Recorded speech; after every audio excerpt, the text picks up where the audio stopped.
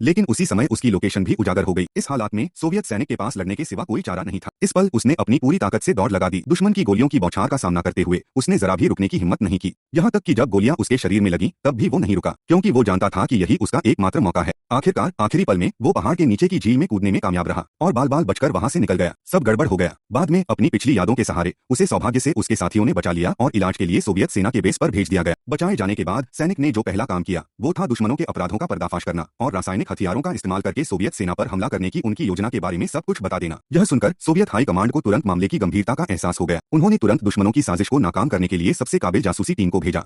लेकिन वे दुश्मन की बायोकेमिकल लैब की सही जगह नहीं जानते थे। इसलिए सोवियत कमांडर ने कंपनी कमांडर को पूरब की पहाड़ी को लैंडिंग पॉइंट के रूप में इस्तेमाल करने का आदेश दिया और जासूसी टीम को आज रात अच्छी तरह से आराम करने और कल सुबह होते ही निकलने के लिए कहा। लेकिन जैसे ही कमांडर बाहर गया, बगल के एक बूढ़े सैनिक ने एक सवाल उठाया। पूरब की तरफ का इलाका बचाव के लिए आसान और हमला करने के लिए मुश्किल है और वहां से बहुत दूर तक साफ दिखाई देता। यह घात लगाकर हमला करने के लिए एक अच्छी जगह है। अगर दुश्मन वहां घात लगाकर बैठे होंगे तो सब मारे जाएंगे। लेकिन उसकी बात खत्म होते ही कंपनी कमांडर ने उसे बीच में ही टोक दिया। यह सुनकर बूढ़े सैनिक ने जल्दी से समझाया कि वो सालों पहले गृहयुद्ध के दौरान वहां गया था, क्योंकि नक्शे पर वैसी कोई खड़ी चट्टान नहीं थी जैसा बूढ़ा सैनिक बता रहा था, बल्कि वहां एक बहुत ही समतल सड़क थी। तो फिर उसे यह कैसे पता था? वो